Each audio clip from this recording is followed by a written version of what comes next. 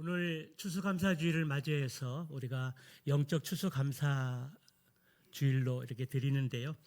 우리가 대상자를 마음에 새기고 기도하면서 권면하고 도전하고 이끌려고 할 때에 교회까지 인도한다는 게 결코 쉬운 일들이 아닌 것 같습니다. 핑계 없는 무덤이 없다라고 대상자들이 꼭 다른 일들이 생기기도 하고 또 핑계 아닌 변명들이 또 있게 되고 또 아직 생고구마가 되어져서 때가 아닌 듯한 그러한 상황들이 직면하게 됩니다. 그럼에도 불구하고 우리는 그러한 것들을 또 실망하거나 끈을 놓는 것이 아니라 더 계속 하나님 앞에 기도하고 붙잡는 가운데 그 영혼이 하나님 앞에 돌아오는 그날까지, 그리고 하나님 앞에 회개하고 그 영혼이 구원받는 그날까지 우리의 기도와 우리의 작은 수고와 순종은 멈추지 말아야 될 줄로 믿습니다. 그래서 오늘 영적 추수감사주일에 하나님 마음이 어떤 마음인 걸 함께 나누고 전하기를 원합니다. 누가복음 15장에 나오는 이 세 가지 비유는 우리가 너무나 잘 알고 있는 말씀의 내용들인데요. 잃은 양의 비유, 한 드라크마를 잃은 한 여인의 비유, 그리고 잃은 아들, 즉 탕제의 비유가 바로 그것입니다. 성도 여러분, 우리 예수님께서 이 세 가지 비유의 말씀을 전하신 이유가 무엇일까요? 1절, 2절의 말씀에 그 동기가 있습니다. 세리들과 죄인들이 예수의 말씀을 들으려고 예수님께 가까이 나아왔습니다. 그 당시 세리들은 세금을 걷어서 로마에 바치기 때문에 당시 유대인들은 산에는 이리가 있고 거리에는 세리가 있다고 할 정도로 세리를 미워하고 또 민족의 반역자로 여겼습니다. 또 죄인들은 유대인들이 목숨처럼 여기는 율법들과 삶의 규정들을 무시하는 사람들이었습니다. 예를 들면 밖에 나갔다 들어오면 손을 씻어야 하는데 기본인데 이러한 기본이 전혀 지켜지지 않는 사람들입니다.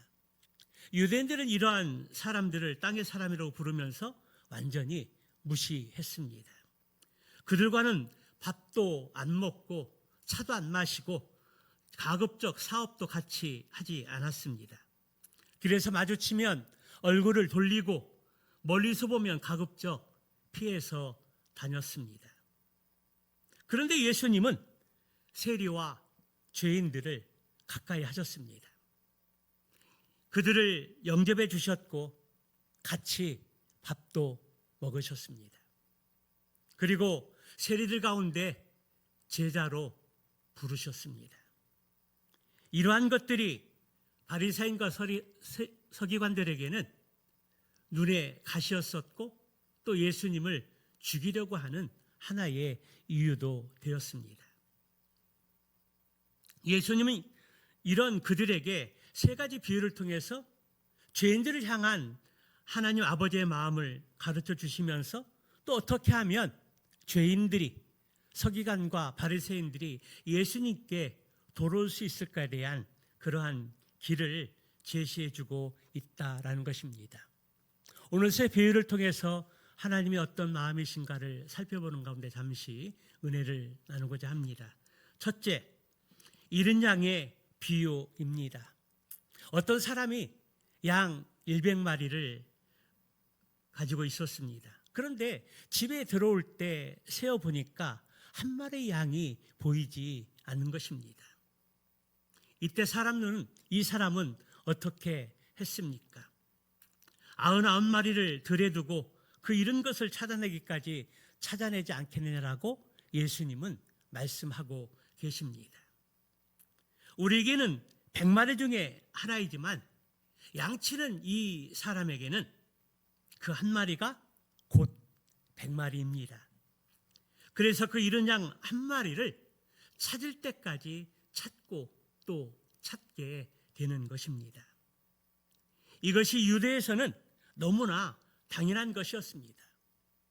이렇게 찾는 이유는 그 한 마리의 양을 새끼 때부터 계속해서 돌봐왔기 때문에 결코 포기할 수 없습니다. 더군다나 그대로 두면 그 양이 위험에 빠지기 때문입니다. 그래서 목자는 한 마리 잃은 양을 찾을 때까지 찾고 또 찾게 되는 것입니다. 그렇게 해서 잃은 양을 찾게 되면 그 사람은 어떻게 합니까? 너 때문에 내가 땡볕에서 고생했다라고 때려줄까요?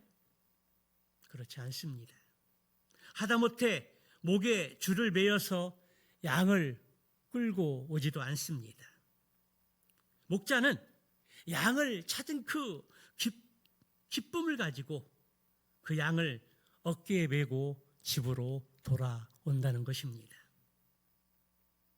그리고 친구들과 이웃을 불러놓고 잃은 양 찾은 것을 자랑하면서 기뻐하며 즐거워하며 즐기는 것들을 볼 수 있습니다. 그런데 이렇게 말씀하셨으면 결론은 뭐라고 해야 할까요? 하나님께서 우리를 이렇게 간절히 찾기까지 찾으신다고 해야 하지 않을까요? 이것이 이 비유의 결론이 되어야 할 것입니다. 그런데 예수님은 뭐라고 말씀하십니까? 우리 7절의 말씀 한번 보도록 할까요? 같이 봅니다. 시작. 내가 너희에게 이르노니 이와 같이 죄인 한 사람이 회개하면 하나님께서는 회개할 것이 없는 의인 99으로 말미암아 기뻐하는 것보다 더 하리라. 여기에 보면 비유의 내용과 결론이 조금 맞지 않는 듯합니다. 비유에는 양이 눈물을 흘리며 회개했다고 회개하여 돌아왔다는 내용이 없습니다. 목자가 찾아다녔습니다. 그런데 예수님의 결론에는 갑자기 죄인 한 사람이 회개하는 것이 나옵니다. 여러분, 이것을 우리는 어떻게 이해하고 받아들일 수 있을까요? 하나님은 잃은 양을 찾듯이 우리를 찾아다니시고 또 억지로 천국에 앉혀놓지 않으십니다. 하나님 우리를 찾고 찾으신 후 우리를 끌어다가 천국에 착 앉혀놓으신다라면 얼마나 좋겠습니까? 그러면 목자 생활도 편할 것입니다. 그러나 결코 그렇게 하지 않으신다는 것입니다. 하나님 우리에게 복음을 우겨넣지 않으십니다. 잃은 양과 같이 하나님은 우리를 찾으시는 것은 맞습니다. 그런데 잃은 양과 같은 우리가 하나님께서 찾아주는 것은 언제입니까? 그것은 바로 죄인이 회개할 때입니다.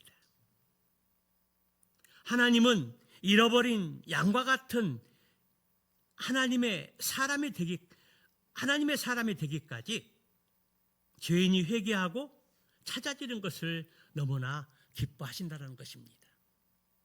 우리가 회개하고 그리고 양무리 안에 들기까지 하나님은 찾고 또 찾으십니다. 그리고 회개하게 될 때에 하나님은 천국 잔치를 여신다는 것입니다.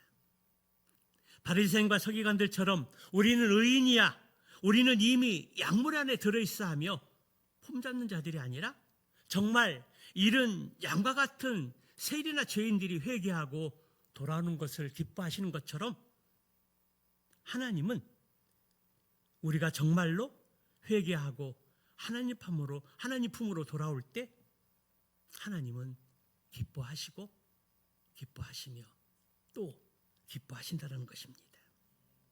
성도 여러분, 왜 그럴까요?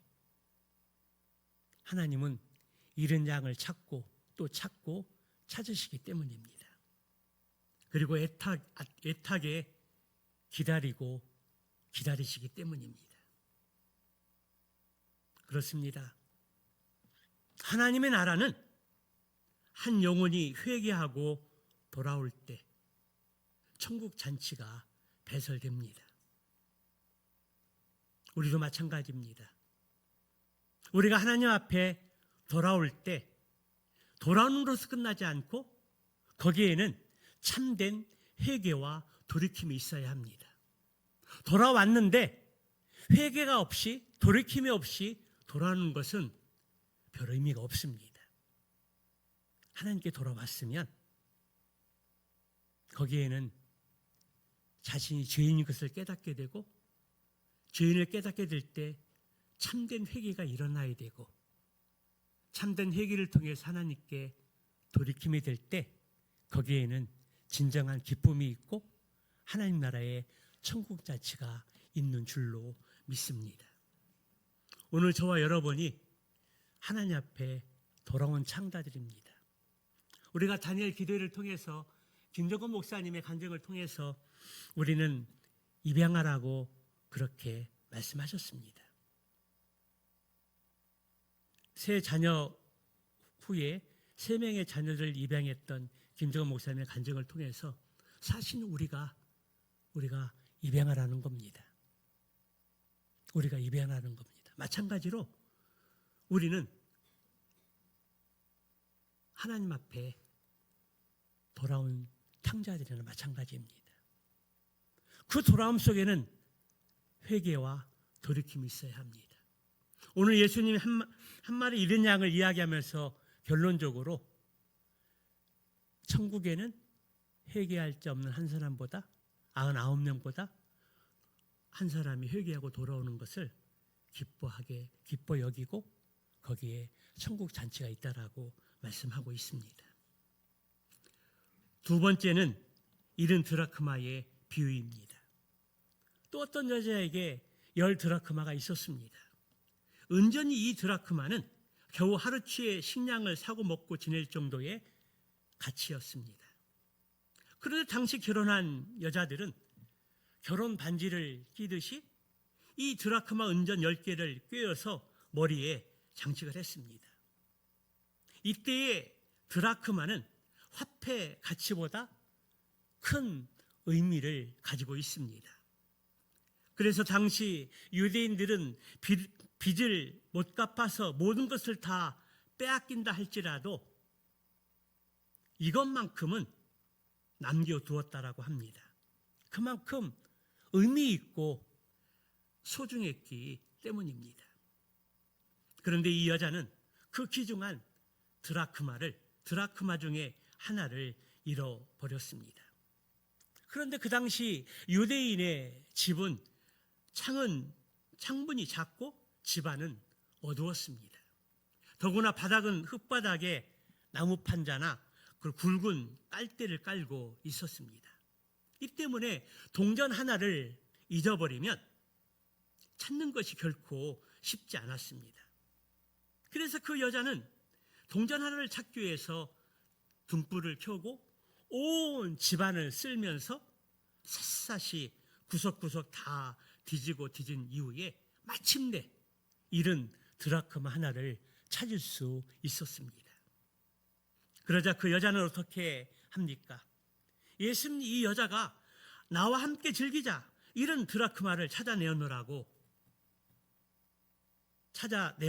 하니라 라고 예수님 말씀하십니다.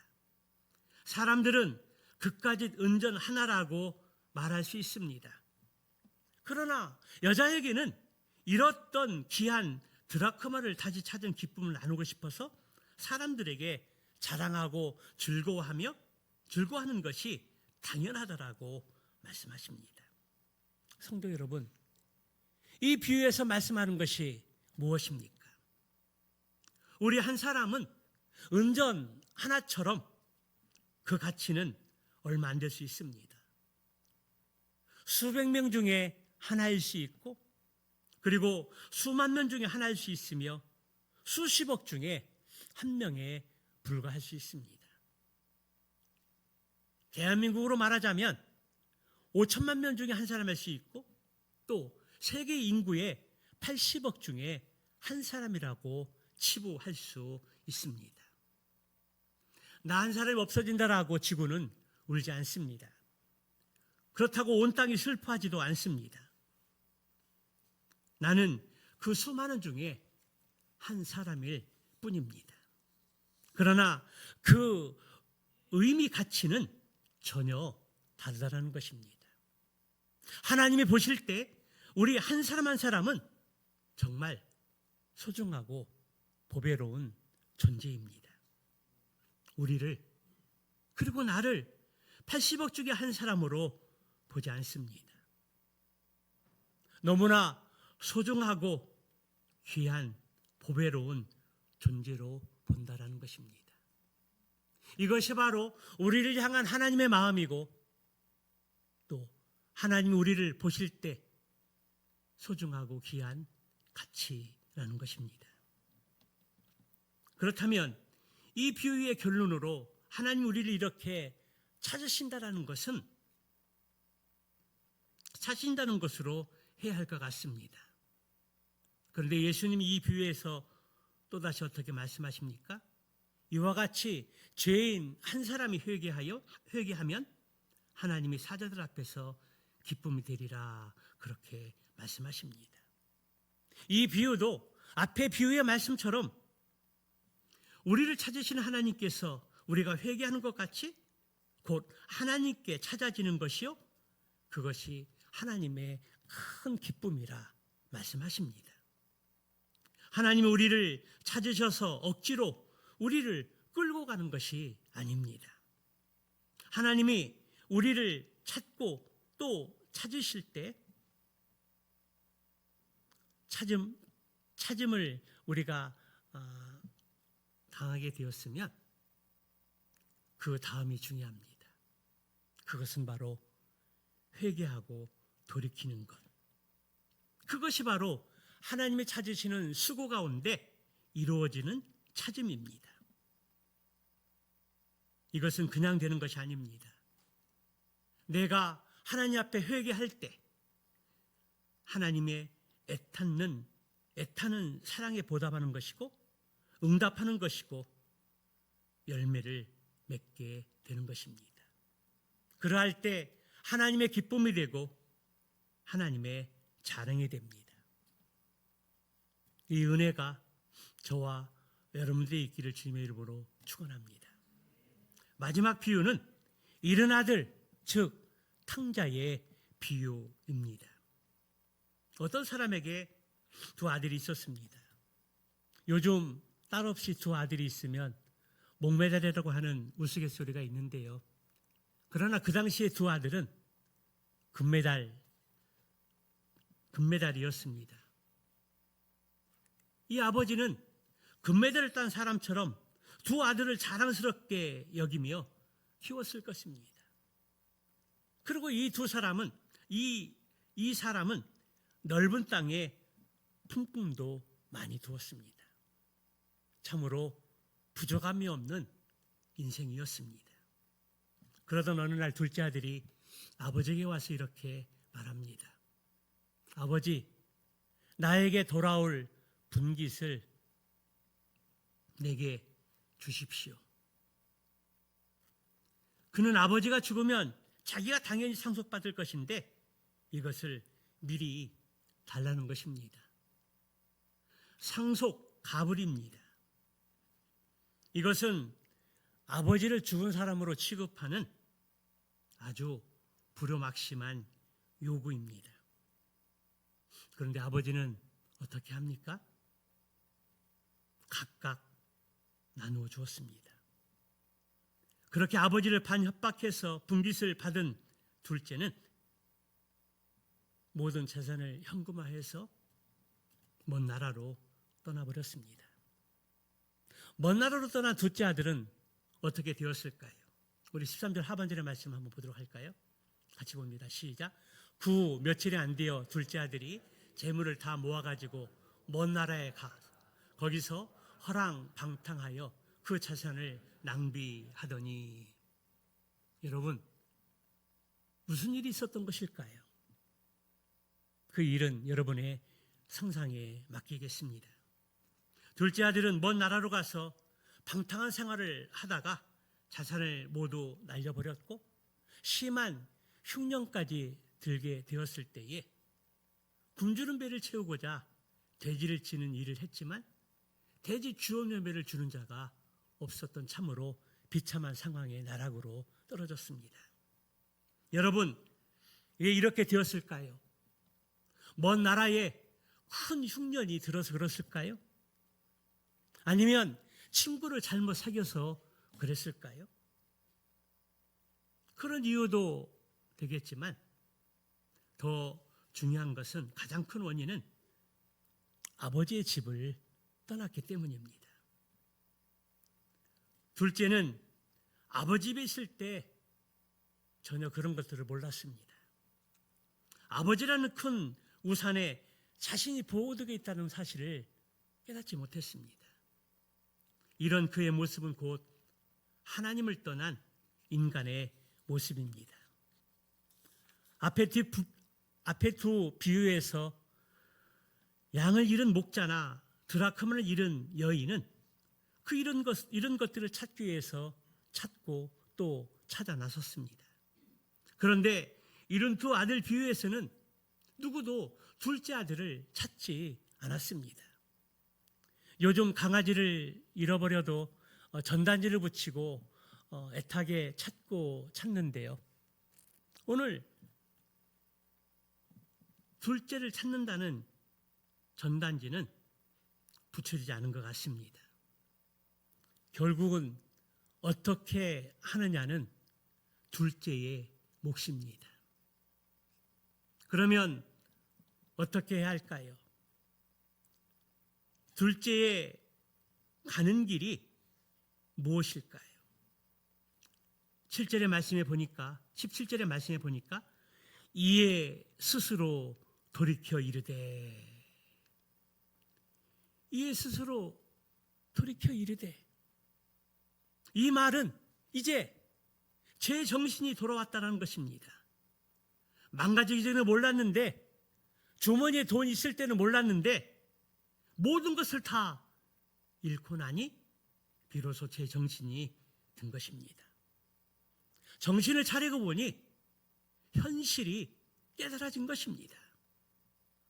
그동안 잘 보이지 않던 것이 보이게 되었고, 알지 못하던 것이 마침내 알게 되어진 것입니다. 그것은 바로 아버지 집의 풍족함입니다. 그전에는 그 풍족함이 얼마나 좋은 것인지, 대단한 것인지를 몰랐습니다. 당연히 여기고 살았습니다. 그동안 그런데 그런 것들을 알지 못한 것입니다.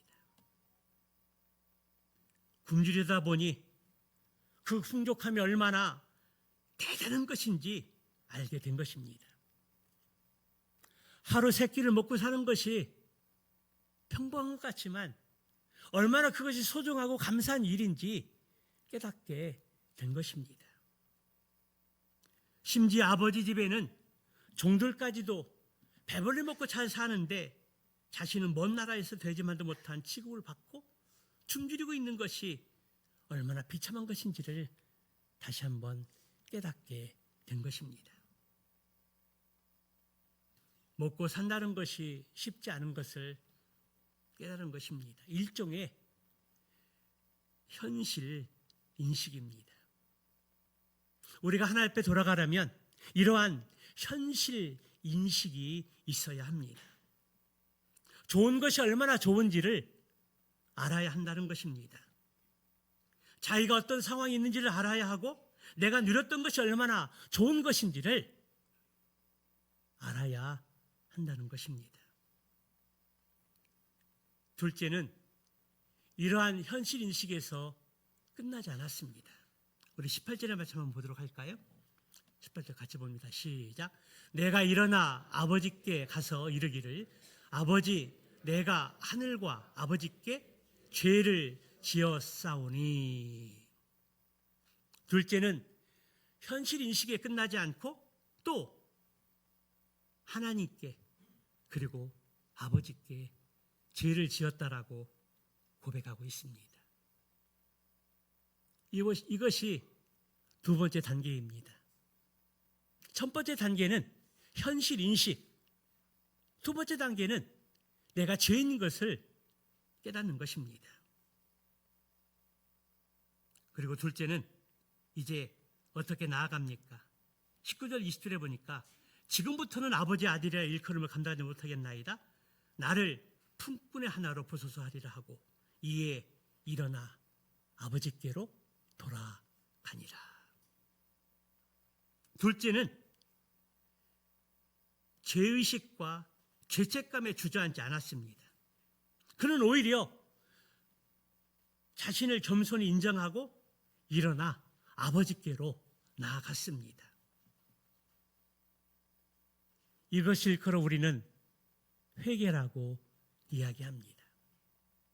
여러분, 회개라는 것이 무엇입니까? 회개라는 것은 자신이 죄인 것을 깨닫고 하나님 앞에 자백하고 회개하며 돌이키고 돌아오는 것을 말하는 것입니다. 아무리 현실 인식, 죄인식이 있다 할지라도 일어나 아버지께로 돌아가지 않는다면 아무 소용이 없습니다. 그냥 그것은 자기 반성이요, 자기 자아 비판으로 끝납니다. 거기에는 구원이 없습니다. 거기에는 하나님의 사랑이 개입될 틈이 없습니다. 아버지께로 일어나 아버지께로 돌아가서 자신의 죄됨을 인정하고 고백하고 회개하고 돌이킬 때 거기에 구원의 역사가 있고 하나님의 사랑이 시작되는 것입니다. 둘째가 마음을 돌이켜 아버지께 돌아갔을 때 아직도 멀지만 아버지는 둘째를 금방 알아볼 수 있었습니다. 아버지는 둘째를 억지로 찾아지는 않으셨지만 늘 동고 밖에서 둘째가 언제 돌아올까? 늘 애타게 기다리고 또 기다리고 또 기다리고 있었습니다. 그리고 돌아오는 둘째를 보고 치근히 여겨 달려가 목을 안고 입을 맞추었습니다. 무조건적이고 뜨겁고 열렬하게 아버지는 돌아오는 아들을 맞아주셨습니다. 그때 둘째의 고백이 무엇입니까? 우리 21절에서 한번 다시 보도록 할까요? 21절 보면 아버지, 내가 하늘과 아버지께 죄를 지었사오니 지금부터는 아버지 아들의 일컬음을 감당하지 못하겠나이다. 여기서 중요한 둘째 아들의 고백은 내가 하늘과 아버지께 죄를 지었다라는 솔직한 고백입니다. 이 하나님께 돌아올 때 분명한 이 죄의 자백과 회개가 있어야 합니다. 돌아왔다 할지라도 죄의 자백과 회개가 없으면 구원의 역사가 없습니다. 하나님의 사랑이 그 안에 들어갈 수 없습니다. 하나님, 그리고 아버지, 제가 죄인입니다. 죄를 자백하고 회개합니다. 용서해 주시옵소서. 죄의 자백과 회개까지 나아가야 구원의 역사가 시작되는 것입니다. 그때 아버지는 종들에게 둘째 아들의 고백을 듣고 어떻게 반응하십니까?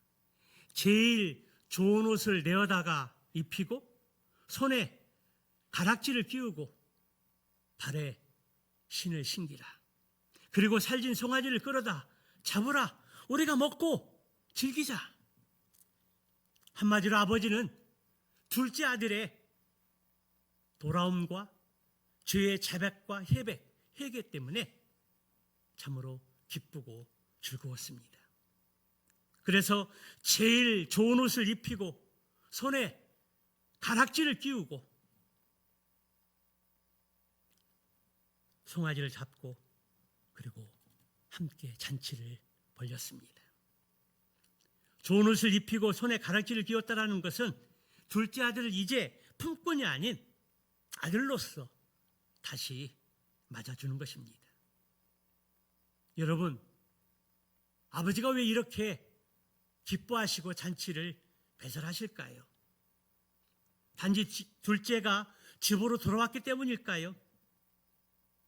그것도 기쁜 일이지만 여러분, 아버지가 기뻐하는 것은 둘째의 고백과 아버지의 화답 속에 그 키워드가 있습니다. 그것은 바로 자신이 하늘과 아버지께 지혜를 지었다라는 고백입니다. 아버지, 내가 하늘과 아버지께 지혜를 지었습니다. 둘째 아들이 돌아와서 기쁜 것도 있지만 더 기쁜 것은 아들이 죄를 인식하고 죄를 자백하고 하나님 앞에 회개하는 모습을 보고 기뻐했다라는 것입니다. 이를 들은 아버지는 아들이 죽었다가 다시 살아났다며 잃었다가 다시 얻었다라고 고백을 합니다. 오늘 잃은 양 찾은 목자처럼, 잃은 드러크머를 찾은 여인처럼 아버지는 이제 잃은 아들을 찾은 그 기쁨과 감동을 누리고 있습니다. 이는 우리가 회개하고 돌이킬 때 우리를 기뻐하시는 하나님 아버지의 모습입니다. 우리가 자신의 죄인임을 알고 하나님께 돌이키는 것, 그것은 곧 죽었다가 다시 살아나는 것이요, 잃었다가 다시 얻은 것입니다. 죽었다가 다시 살고 잃었다가 다시 얻게 될 때 하나님은 우리를 하나님의 자녀로, 하나님의 천국 백성으로, 거룩한 자로 새로운 신분을 허락하십니다. 우리 손에 영적인 신분의 금가락지를 끼워주시고 의의 옷을 입혀주시고 천국 잔치를 배설해 주십니다. 오늘 이 세 가지 비유 속에는 여러 공통점들이 있습니다. 첫 번째 공통점은 잃어버렸다는 것입니다. 양을 잃고 한 드라크마를 잃고 둘째 아들을 잃었습니다. 두 번째 공통점은 잃었던 것을 찾았습니다. 잃었던 것을 찾게 되었을 때 세 번째는 그 기쁨을 함께 나누고 즐거워하며 잔치했다라는 것입니다.